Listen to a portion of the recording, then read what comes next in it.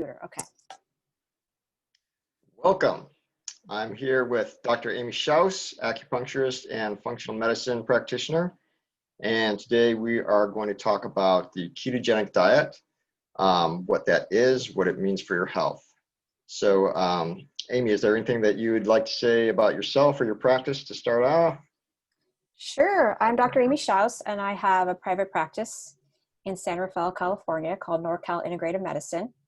And I do specialize in managing chronic and acute pain as well as metabolic syndrome. And I help people lose weight and feel better using ketogenic and low carb, high fat diets. Fantastic. So I'm sure a lot of people have heard about the ketogenic diet, but I think there's kind of a, I don't want to say mystique, but people don't really understand it. So I thought it might be good to start with just really basically, what is a ketogenic diet? Okay, so that's a really good question. A ketogenic diet actually was a diet that was formulated many years ago to treat epilepsy. Mm-hmm. So there's sort of like this medical version of the ketogenic diet that's used for seizures, particularly in intractable seizures for young children, that was developed, I think, in the 20s or 30s. And then there's like Mm-hmm. the keto we hear about these days, Right. which is quite different, although of course it overlaps because most people aren't using it to treat uncontrolled seizures. They're using it to lose weight, get more mental clarity, have more brain health. Mm-hmm. So the version that we know of today is a little bit more flexible. There's a little bit more interpretation there, but the basics is that anytime your body is in a ketogenic state, burning fat instead of sugar for fuel, and you're doing that through diet, that's a version of a ketogenic diet. Okay. All right. Yeah, you said simple, but That's okay. it wasn't that simple. Got some history in there. Yeah. And we got some chemistry too. So burning fat instead of burning sugar for food. So in order to get your body into that state, what does a person need to do? Good question. So most of us are burning sugar as a primary fuel source. Mm-hmm. Carbohydrate. We were told for decades that your brain runs on glucose. Your brain runs on sugar. You need carbohydrates to live, which is actually not true. But in order to get into a ketogenic state or to burn fat instead of sugar, you have to get the sugar out Mm-hmm. and increase your fat intake so your body has a fuel source of fat to start burning. Mm-hmm. It will also then start to burn your own stored fat. So whether you're burning your own fat or you're burning fat that's coming in through diet depends on the person, but most of us transition into a ketogenic diet by eating more fat, and then Mm-hmm. that can be changed, moderated a bit over time, depending Okay. on weight loss and all kinds of. So I'm sure anyone who's looked into doing the ketogenic diet has seen figures like, oh, well, you have to eat only 20 to 50 grams of carbs, or certain ratios of carbohydrates, fat, and protein. Can you talk a little bit about that? Yeah, this is a really interesting topic because I tend to disagree with some of the predominant thinking out there, which is that you really need to keep proteins moderate and don't overdo proteins because it's going to kick you out of ketosis. So there's this big emphasis on don't eat too much protein. Mm-hmm. You only want to eat a moderate amount, and of course don't eat too many carbs. That's true. Most people start like with under 50 grams of total carbohydrate. That's where I start people. Mm-hmm. And then kind of slowly move them down, sometimes down to 20 or 30 grams of total carbohydrate, as they get used to that way of eating. And so there's the macronutrient in terms of carbohydrate isn't that flexible. You really just want to lower it as much as possible. And some people do net carbs. I'm not really a fan of so net carbs are different than total carbs, because net carbs include fiber, or they take the fiber out, right? So you're not considering the fiber. And total carbs is just the totality of the carbohydrate. Net is like the carbohydrate minus the fiber. So when you're doing net carbs, you can inadvertently be eating actually more carb. And a lot of keto junk food calculates net carbs. So people get into this thing where they're like eating net carb keto bars all the time and stuff like that, which are very tasty. They are tasty. They can be very tasty. And for some people it's fine, actually, but for others, maybe who are trying to lose weight, particularly, it can be. So what is the reason behind net carbs? I mean, so fiber is or is not converted into sugar the same way carbohydrates are. Right. Exactly. Yeah. So I think that's why we would subtract the fiber from a carbohydrate number. Right. So the argument for not doing net carbs is really for people who are who need to lose weight, and maybe they even have a little bit of a sugar or food addiction, and they're using a lot of the processed keto bars and stuff. Okay. That are calculating net carbs, and they're not losing, and they're having issues, and they're, that's kind of a different, that's sort of a different realm than someone just trying to use keto for other reasons. Okay. So really I just do total carbs for most people. So really in our country, we kind of have an epidemic of overweight people, and people, as you mentioned, metabolic syndrome. Yeah. So metabolic syndrome is kind of the gateway to diabetes. Yeah. I'd love to hear you talk about, I know that you work with a lot of people on diabetes reversal, and also metabolic syndrome and the problems that creates.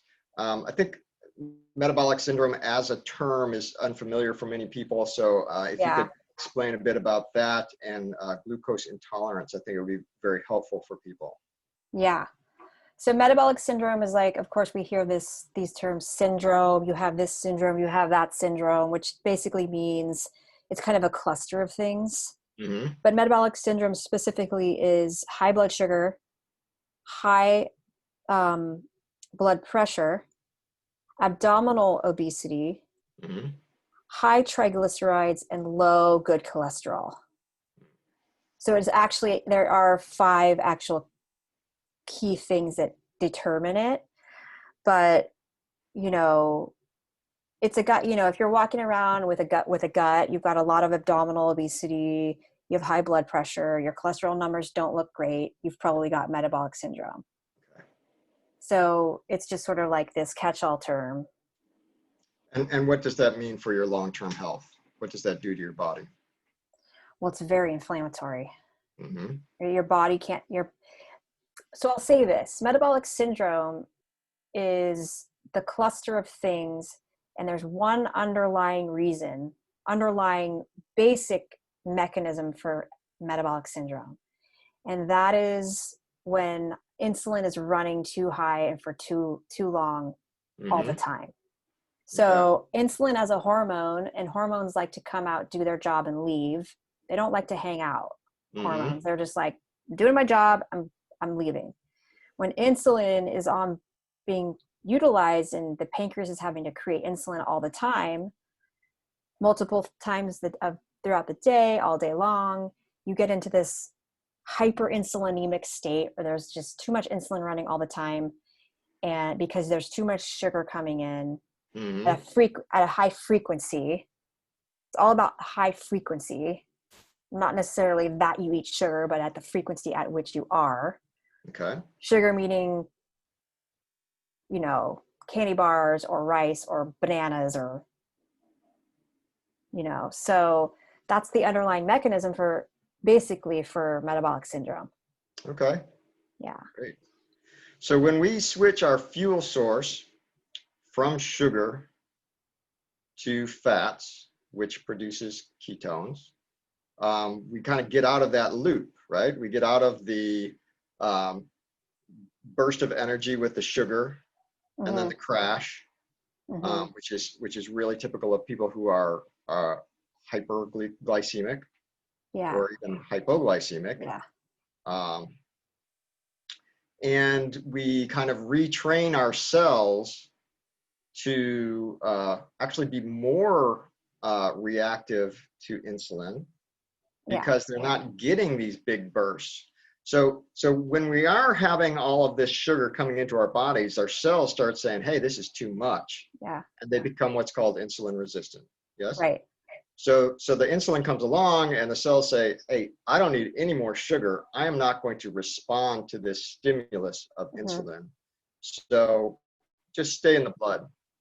And that is very inflammatory. Yes. So by switching this fuel source, by denying our body basically of all of the sugar, we don't get these big reactions of insulin, which under normal circumstances would bring the sugar into our cells as fuel. Exactly. So that's how we get out of that pattern. Right. So, think like there's a nephrologist who runs a fasting clinic in Toronto, Canada, named Dr. Jason Fung, and he kind of makes the analogy of a stuffed suitcase. Like this, the sugar is just like is stuffed, like a suitcase is overpacked. Mm-hmm. And you just can't fit in anymore. And so you just have it floating around in the bloodstream, and insulin's like trying to do its job, but it's running so often that the body stops hearing it. The body starts to just, the cells stop listening. Mm-hmm. Because if it's running around all this, it's like a bad smell in a room. If you sit in the room all day, you don't smell that. You get nose blind to it.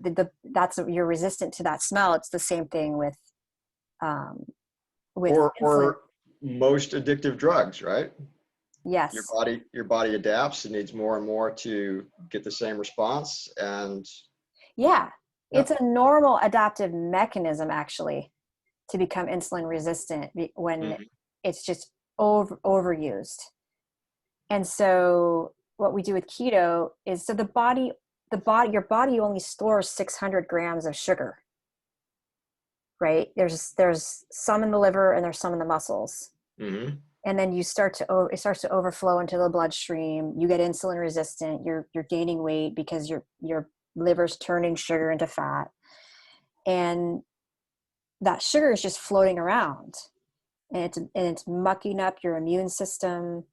It's maybe starts to damage your nerves. That's why diabetics get neuropathies. Mm-hmm. And so what we do in keto is we just deplete those the sugar coming in, and we deplete the sugar in the liver and the muscles as much as possible, so that when you deplete all that sugar that's stored and floating around and trying to go somewhere, then your body goes, oh, I don't have carbohydrate or sugar as a fuel source. I need to use fat. Mm-hmm. So it'll switch over and start using fat as a fuel source. So my argument, because I believe in this term called ancestral medicine or ancestral health, right? Mm-hmm. Is that our bodies are sort of designed to be in a fat burning state a lot of the time. Because when, carbohydrates were often more scarce or only certain times of the year. Certainly. I mean, you think about seasonally, where are you going to find a banana in the winter in Wisconsin? Right. At the grocery store, yeah, but but nowhere else. Right. it's like a mismatch. Like that's why they call diabetes a mismatch disease, because it's like our ancestral, these containers we walk around in, these bodies are ancestral containers living in a modern context, Mm-hmm. right? And we're driven to carbohydrate as a fuel source because it was scarce and it was not readily available, and it's a quick fuel source. And it's delicious, And it's delicious. right? And there's a reason it's delicious, because, and if we were in the wild, so to speak, and you found something sugary, it'd be like, oh, great, this is going to keep me going Oh, for, absolutely. if you've been eating just meat and plants, and then you find a berry, it's like, wow, Yeah, that's a boost, right? exactly. And a lot of carbohydrates, like summer fruits and stuff, happen because we're trying to pack on the pounds for winter. Exactly. Yeah. So there's that And whole, at which time we should naturally shift to a fat burning state, because all those carbohydrates been converted to fat eventually, mhm, and we start the cycle over again, right? exactly. Yeah, wonderful. So we've talked about, in my work, I work with people with concussion, Mhm, and a big part of concussion is brain inflammation. mhm, And we know that insulin, as well as cortisol, which is part of the whole sugar metabolism pathway, can inflame brain inflammation more. But I think it goes far beyond that. I'd like you to talk about some of the benefits. For one, you mentioned earlier that we've been told that glucose is the only fuel for our brain, right. which I think that was kind of the common knowledge for a long time, which actually is absolutely untrue. Very untrue. Ketones, Mhm, which are produced through this process of burning fat in the mhm, body, also are a very good fuel for the brain, even a better fuel for the brain. I'm exactly. wondering if you could talk a little bit about that for folks. Yeah, so your liver, when you're fat burning, your liver will start to produce ketones, which is a source of energy. And so for the brain, you know, it's the brain becomes insulin resistant as well as the body. Like it's not this Mm-hmm. separate thing, right? So the brain, as we age, and I guess I'm talking it more of in an aging context rather than concussion, but they cross over for sure because it's all about brain health. But as we age, our brains, and if we've become insulin resistant or we have a high eating frequency of carbohydrate, that's we're getting insulin resistant of the brain. So if you can start getting into a ketogenic state and you're utilizing ketones for energy, your brain, that's like the glucose can't get in and do it and fuel the brain as much as it used to be able to. It kind of hits a ceiling. So if you can get into ketosis, it fills the gap. Mm. So the brain is starting to get the energy it needs by filling the gap that's happening, um, with ketones. And then they're just less, ketones are less, they produce less oxidative stress Okay. than glucose. So your Which, brain, and oxidative stress is pro-inflammatory. yeah, So less oxidative stress means less inflammation. exactly, which is always good for concussion Right. and the Yeah. brain. So Yeah. also with concussion, we have kind of specialized cells in the brain. We've talked about this before, Yeah. the microglial cells, Hmm. which get stimulated, and ketones dampen that response. Hmm. They actually can shift those cells from a pro-inflammatory expression to an anti-inflammatory expression. Hmm. So same cell running on glucose, inflammatory, running on ketones, Hmm. anti-inflammatory. Exactly. So, And I think it's, as shown through the effect that seizures um, that ketones have on seizures really Hmm. really speaks to that anti-inflammatory component through like the neurotransmission and the mitochondria. I really think ketones are better for mitochondrial health of the brain. Yes, I Um, think so as well. Yeah. yeah, and because I think that mitochondrial dysfunction can be part of seizures too. Hmm. So it's just our bodies naturally want to be in ketosis for part, at least part of the time.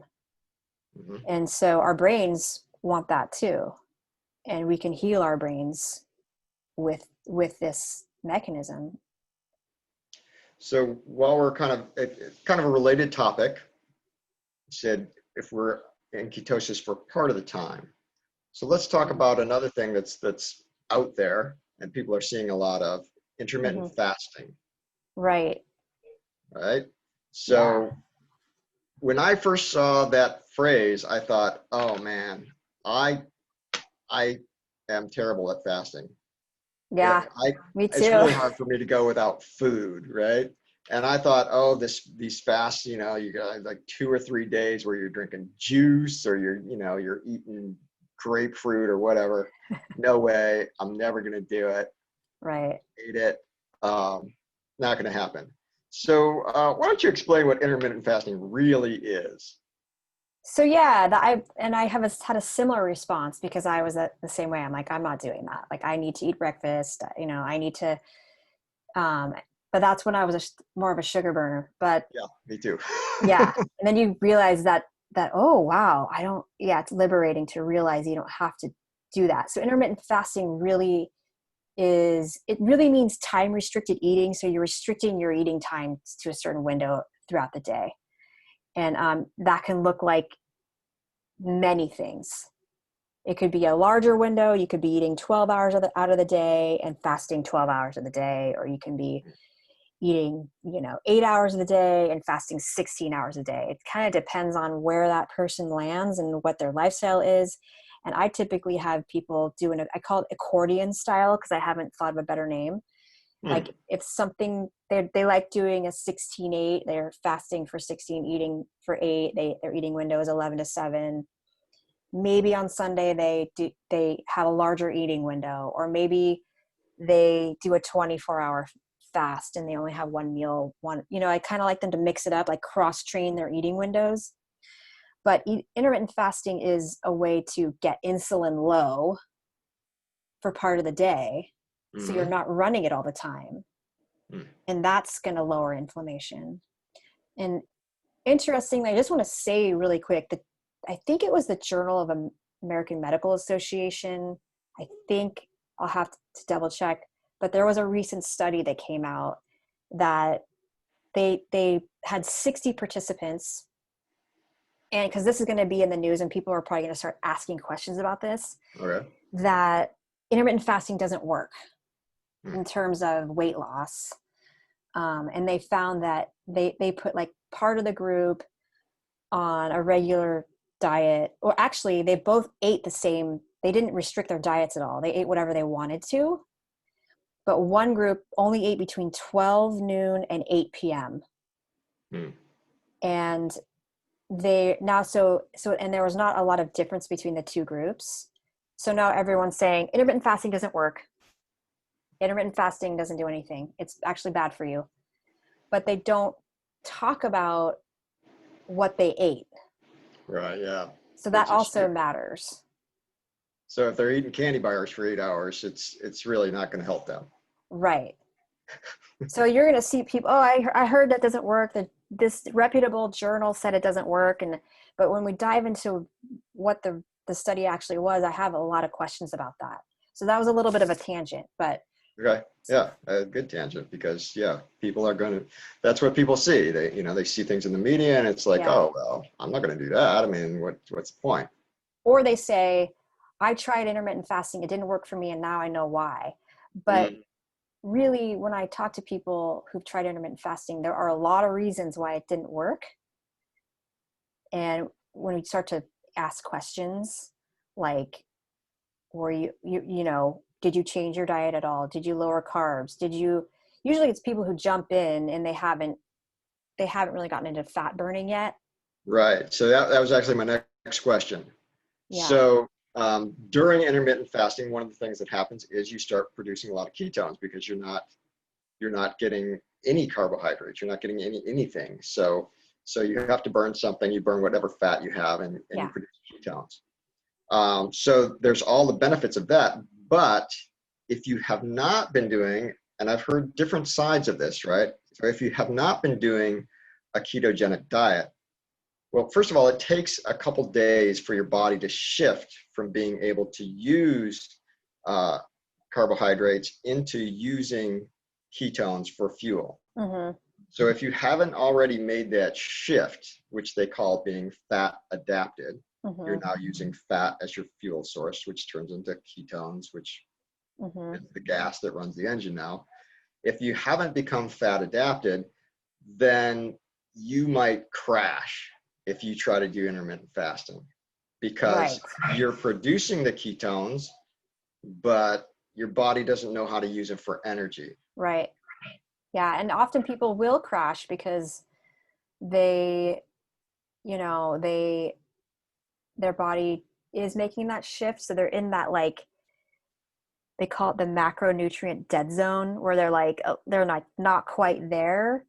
So they may feel hungry, they may feel cranky, they may have like keto flu. So there's ways around that, like using electrolytes, using I call it fat fasting. So I'll have people use NCT oil or bulletproof coffee or something in the morning to tide them over until their eating window. So that's not true fasting, but you're still low insulin because you're just ingesting fat only. And that'll tide them over. And then after a week or two, we cut out the morning fat source. So when you talk about intermittent fasting, are you talking about doing that every day or 3 times a week, or just varies for people? It varies for people. Like if you have 150 pounds to lose, I'm talking every day, and we may even do 24-hour fast and maybe even a 3-day fast thrown in. But if you're lean and you're just doing it for, you're doing it more for brain health, and you don't need to lose weight or anything like that, then you can stick with fat fasting, or you can do larger windows, or you can mix it up, So if you're doing it for brain health, you're probably going to be doing the keto diet to begin with. Right. So what is the additional value of the fasting? That's a great question. So probably the autophagy, or the cellular, like the body, when it goes through periods of time of not eating, it just cleans house. Your body's like, oh, there's no energy to process, so I'm going to start cleaning up these cells, and I'm going to start taking out the garbage. And there's a lot to talk around when that starts happening, right? Like it starts happening at 16 hours, or it starts happening at 24. I think the consensus is like it starts happening at 16 hours. I've heard different numbers, but yeah, 16 hours seems to be the time that people look at, especially for things like tau proteins. So tau proteins are kind of the gook that gets in between your cells in the brain that are associated with Alzheimer's. Right. So there's been talk of reversing Alzheimer's with the ketogenic diet and intermittent fasting. Yeah. To clear some of that stuff out. And as far as concussion goes, I really like to recommend it, because concussion kind of sets you up for brain degeneration, all the inflammation that takes place. So to be on a proactive side and clear things out before they really become a problem, why not? I believe in prevention. So I see that definitely as one of the extra benefits of the intermittent fasting, as difficult as it may be for some people. For some people, yeah.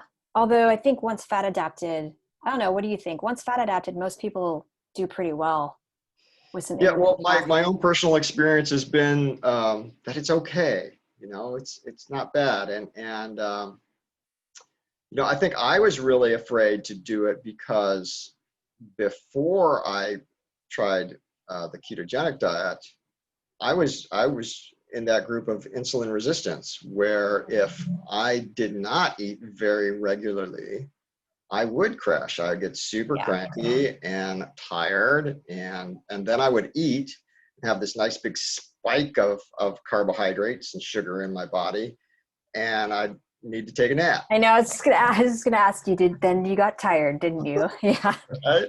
Yeah. So, and I think there's a lot of people out there like that. And even though, I mean, I actually celebrated my 1 year anniversary of doing the ketogenic diet on Tuesday. Wow. Yeah, not that I haven't cheated here and there, but Right. Yeah. but yeah, it's been a year since I've been working on it, and it's taken me that long to kind of wrap my head around the idea that, yeah, I can actually go without breakfast, Yeah. and not be completely brain dead by noon. Right. So yeah, it's So an interesting shift. it is, and I know a lot of people are. I was afraid of that too, because I was like, I get hungry every 2 to 3 hours. No way. I'll be like, my symptoms were nausea and like just kind of brain fog. But it's like, that's that glucose coming down, and then the liver and the body's all, oh, where's the sugar? Where's the sugar?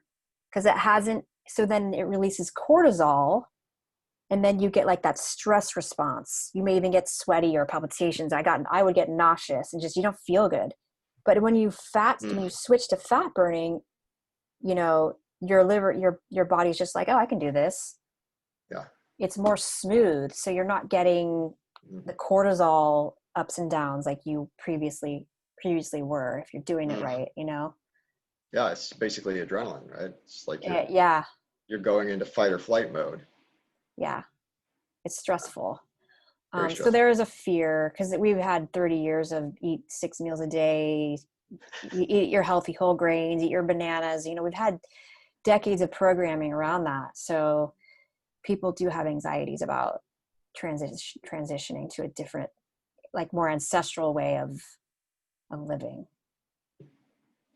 So. All right. Well, you know, those are all the questions that I wanted to, actually, there's one more question. So something that some people, including something that I was concerned about when I started the ketogenic diet, if you're getting 70% of your calories from fat, where's all this fat going, and how does it affect your cardiovascular system? Right. So the fat's being shuttled around the body and being used for energy. Okay. So,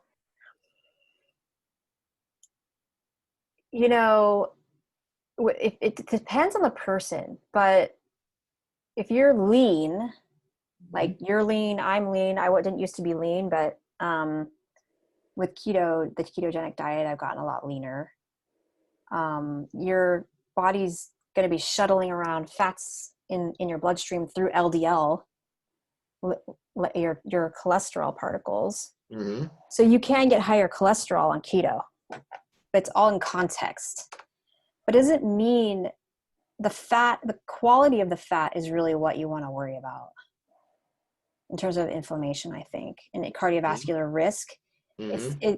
You're just like your brain doesn't want to be exposed to inflammation and oxidation. Your vessels don't really want to either.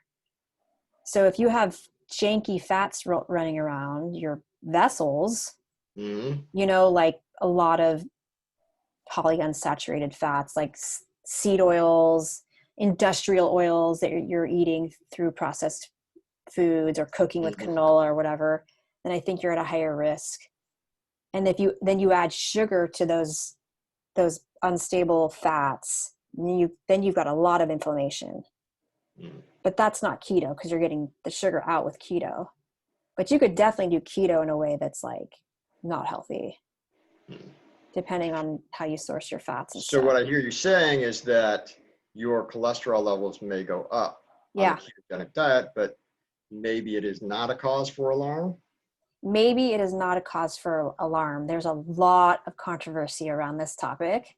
And so I hear physicians say ketogenic diet raises cholesterol. You can't stay on it long term.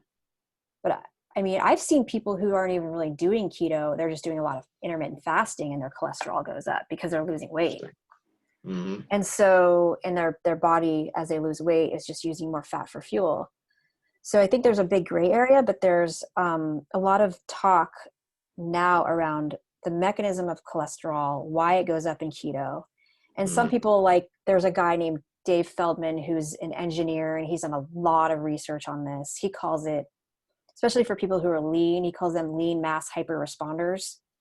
Where they do a ketogenic or low carb, high fat diet, they tend to be lean and they have high cholesterol, high LDL, but they tend to have low triglycerides and high HDL. So he says that your body fat is low, so you don't so that tank is low. Mm-hmm. Your sugar stores are low, so you've got two fuel sources that are low.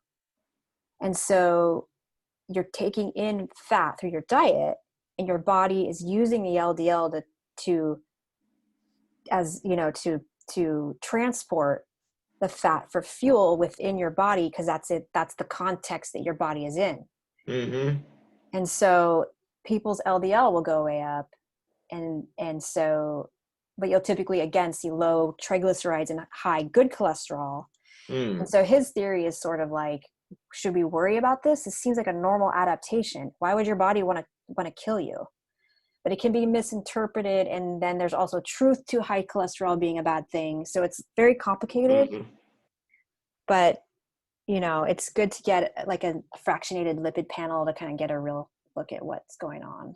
So fractionated tells you all the different kinds of LDL and HDL that you have. Yeah. And you can kind of see what's good, what's bad. Yeah.